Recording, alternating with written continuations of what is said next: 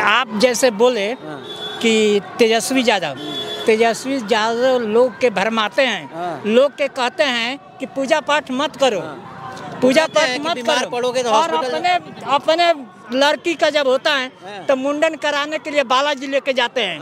क्यों करते हैं? तेजस्वी जी लोगों को भरमाते हैं, पूजा पाठ अपने करेंगे, लोगों को कहेंगे कि मत करिए। जैसे कि वहाँ का कुछ व्यक्ति के बोले कि लालू जी जना उस समय थे कि हम आप लोग के लिए चरवाहा विद्यालय खोल दे रहे हैं। तो चरवाहा विद्यालय क्यों खोल रहे हैं?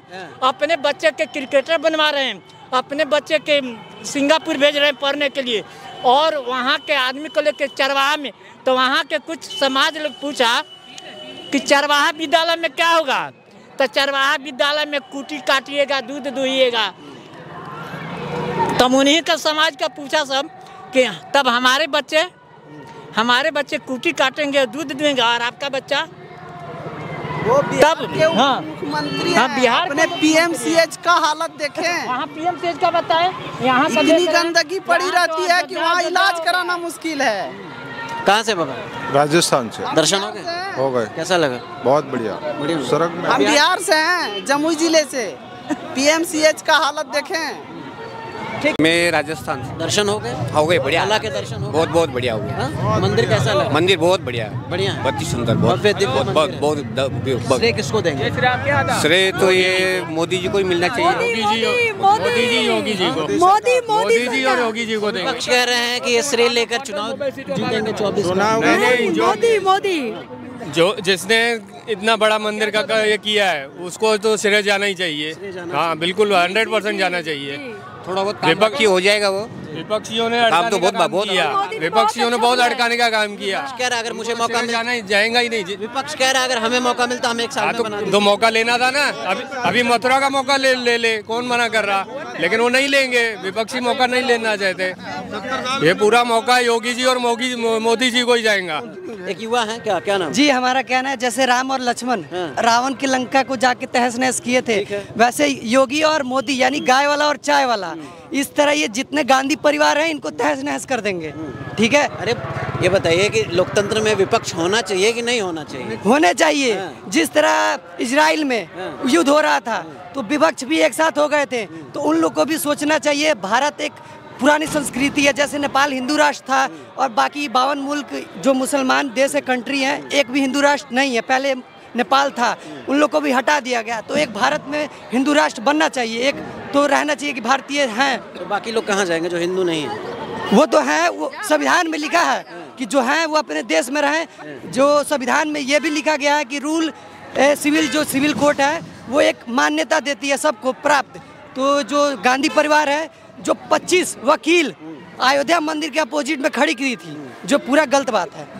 और जो हमारे राम कहना था कि भाई राम मात्र कल्पना है। नहीं, राम मात्र कल्पना नहीं है। जिस तरह राम सेतु पुल बनाई गई है, रिसर्चर जब गए थे वहाँ पे तो पूरा जो रेडिंग पता की रेडिंग वो थी 5000 साल पुरानी थी, जो अभी काफ़ी वो वाली बात है। जिसपे रामायण मूवी निकली है, वो क्या राम सेतु मूवी भी निकली है पूरी, उस पर डिटेल पर आप देखिए।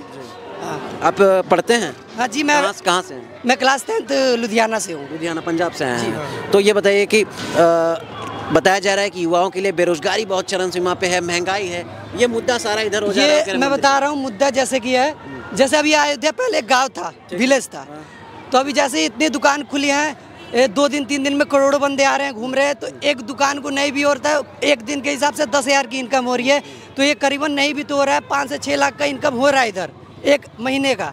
दूसरा देखा जाए तो अयोध्या डेवलप कर लिया। पहले गाँव था, मैं से 4 साल पहले आया था, तो ये पहले डेवलप हो गई थी। एक गांव था, ये दिल्ली से भी पहले ये छोटी थी।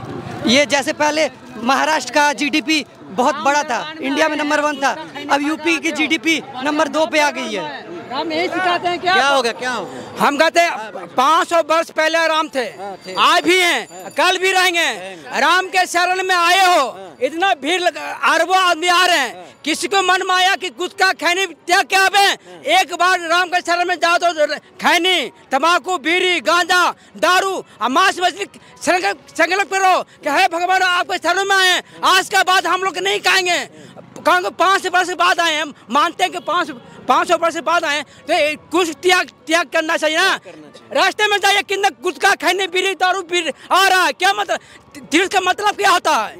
तीर्थ का मतलब स्वच्छता अभियान, अच्छा स्वभाव होना चाहिए। कहा कि अयोध्या में स्वच्छता होनी चाहिए। मोदी जी एक ही गलती किए, भाषण देना चाहिए। को जो भी दर्शन कर रहा है राम को मन स्वच्छता से, खैनी बीड़ी तम्बाकू दारू ये त्याग के आवे, राम के चरणों में त्यागना, त्याग के एक चीज त्याग की है, ज्यादा नहीं।